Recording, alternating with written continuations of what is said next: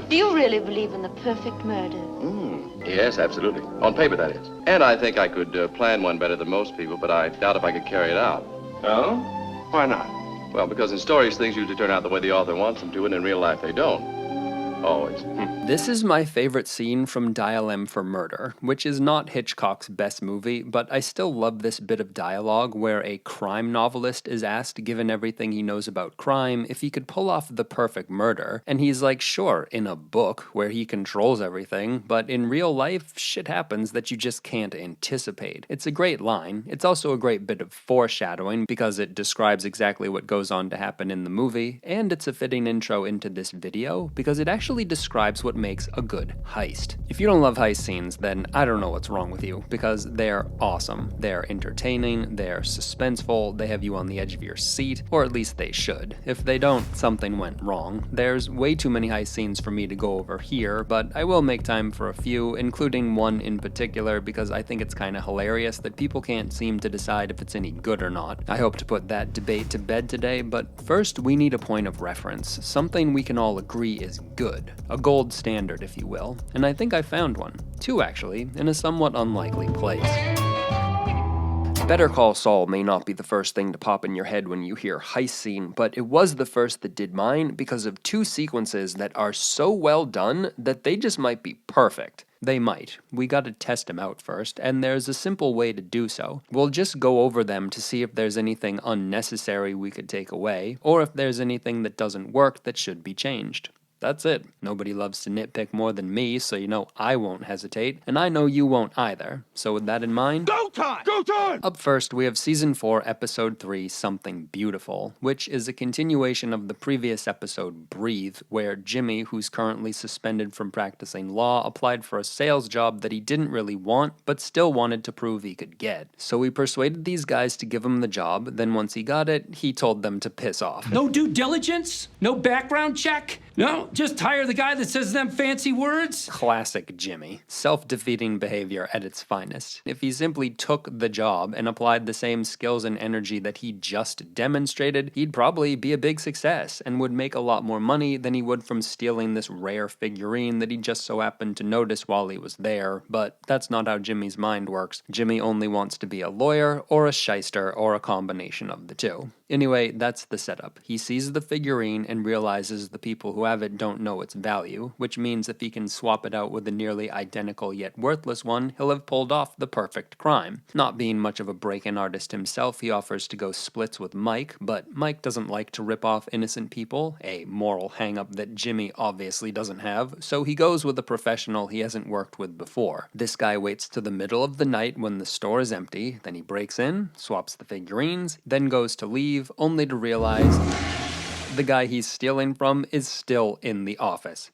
How perfect is that? Then as icing on the cake, we get this hilarious nonsense argument the guy has with his wife about a vacuum cleaner. Honey, it is top of the line. So far, I would say this is flawless. It has 4 of what I regard as the 5 unofficial requirements of a good heist. An object of desire, a plan to get it, which we should know ahead of time, an attempt to steal it, then in the middle of that attempt, something unexpected should go wrong, because just like the guy in Dial M for Murder said, in real life, something always goes wrong. That brings us to the 5th and final requirement. The thief or thieves now have to deal with this unexpected problem, and they should do so in an unexpected way. The solution should not be obvious. If it is, the story becomes predictable, and predictability kills drama. Even though Better Call Saul is a great show, it didn't always get this part right. I remember watching Season 2, Episode 10, Click, when things came to a head between Jimmy and his smarter yet somehow even more screwed up brother Chuck. These two had been feuding since Chuck took away work from Jimmy's girlfriend Kim, and in retaliation, Jimmy made it look like Chuck screwed up an important document when he really hadn't. It's 1261. I know where my own damn bank is. And then after lots of back and forth between them, Chuck appeared to succumb to his neurosis to the point that Jimmy started to suspect he was losing his mind, and out of concern for his brother, he confessed the truth. It was me.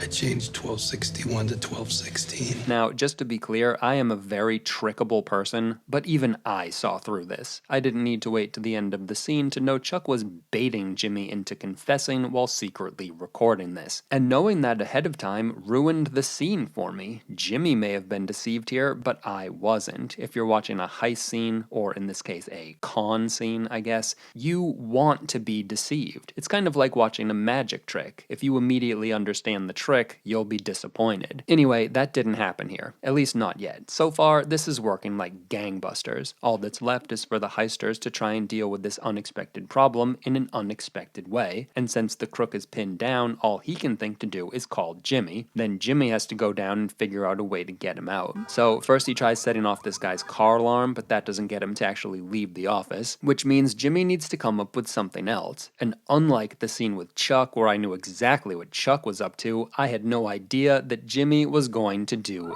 this. And it's perfect, just like everything else in this sequence. There's nothing I would remove from this. How could you? It's already been boiled down to its bare essentials. Everything that happens matters. Even the inane conversation this guy has with his wife matters, because it explains why he's there. Lynette? So I wouldn't get rid of anything here, nor is there anything that should be changed. If you think there is, then by all means let me know, but as far as I'm concerned, this is our first gold standard. But it's not the only one. Like I said, there's two great heists in Better Call Saul, the next being Season 6, Episode 10, Nippy, which is also worth going over, not just because it's awesome, but also because it's fundamentally different from something beautiful in a way that I'm sure you'll be able to spot. This time around, Jimmy and his cohorts are after all this high-end merch in a shopping mall, and in order to get it, Jimmy comes up with a predetermined route for this guy to follow while he distracts the security guard who looks a lot like Jerry from Parks and Rec. Damn it, Jerry! With an object of desire and a plan to get it now established, we arrive at the attempt, which starts with the unscheduled delivery of this Trojan box that Jimmy cons the manager into letting him keep in the store for the night. You would do that? Then when he brings his nightly Cinnabon to Jerry, who then turns his back on the monitors to dig in, Jimmy signals to his guy that it's go time. Go time! So far, this is crushing it, and according to our list, you can probably guess what's going to happen next. Something unexpected is about to go wrong. If you've already seen this, then you obviously know what, but if you haven't, do you have any idea? Because when I first saw this, I didn't. Not that I was trying to guess. I was way too caught up in the story, which is a sure sign of good writing, when you don't even notice that it's following a formula. That's why I don't consider the term formulaic an insult. Again, it's not being formulaic that harms a story, it's being predictable, which this story is not. You think Jimmy and his cohorts are about to pull off the perfect crime, but instead... this guy slips on the floor and conks himself out. Once again, this is perfect. You don't see it coming, it cannot be easily resolved, and as an added bonus, similar to my favorite scene from Dial M for Murder, it makes excellent use of foreshadowing. Let's ask maintenance to give this area a polish. The first time I saw this, I definitely noticed the manager saying they needed to wax the floor, but by the time of the heist, I'd forgotten all about it, at least right up until this moment when it all came rushing back. That is great foreshadowing. And it brings us to our final requirement. The heisters now have to deal with this unexpected problem in an unexpected way, which for me was pretty much guaranteed, because if I was in this situation, I wouldn't know what to do. Jerry has finished his Cinnabon. He's about to turn around. The moment he does, it's all over. If this was me, I'd be crapping my pants, but Jimmy is just built different. He is a maestro of improvisation, which inspires him to do this. He starts crying, then proceeds to confess all this embarrassing shit that's as agonizing for us to hear as it is for Jerry. I got no one. If I die tonight, no one would care. And in doing so, he buys his guy enough time to recover and finish the job. Once again, this is perfect, not only because it meets our final requirement, but also because it fits the character so well. Jimmy has no shame. He'll do whatever he has to in order to get away with these crimes that he cannot stop himself from committing, even if it means bearing his wretched soul to a security guard he barely knows. And you know what the best part here is? Everything he says is true. He really is alone. His life really is empty and devoid of meaning. Despite being a pathological liar, at this moment, Jimmy is uncharacteristically honest. Of course, he's only being honest so he can pull off this completely dishonest crime, which is very characteristic and wonderfully ironic. So returning to our simple test, is there anything we can take away from this, or anything we should change? I think those questions answer themselves. Nope. So there you have it, 2 gold standard heist sequences that all other heists can be judged against. And like I said before, there's a key difference between them. The second is a lot more elaborate than the first. It has more characters, a more complicated plan, more moving parts, more everything, which means the secret to a great heist is neither complexity nor simplicity. Compelling narratives can be built around both. Alright, with that under our belt, it's time to put what we've learned to the test. I kinda painted myself into a corner earlier by alluding to the much beloved Rogue One, so I guess that'll be our guinea pig. Unless you live under a rock, you know that Rogue One is about stealing the blueprints for the Death Star, which means the final act is basically one big heist. That heist kicks off when Jyn, Cassian, and this ship full of renegades approach the Empire base of Scarif, which has only one way in or out, the Shield Gate. After passing themselves off as an Empire ship, they're allowed entry. Then Jyn and Cassian don disguises and go with K2 to the data tower where the blueprints are stored, while Bodhi and a few others stay with the ship, and the bulk of the crew sneak off to rig up explosives, then lie in wait. Once everyone is in position, Cassian gives the signal. Light it up. Now, unless I'm terrible at making these videos, your spidey sense should already be tingling. Right out of the gate, something is missing. We went directly from the object of desire to the attempt to steal it, but in between we never went over the plan. There's no chalk talk, which is a useful thing to have in a heist film because it tells the audience what needs to happen in order for the heist to be successful. Again though, these rules of mine are unofficial. There are heists that skip the chalk talk, like the brilliant openings to The Dark Knight and The Score, or the fantastic ending heist of Heat.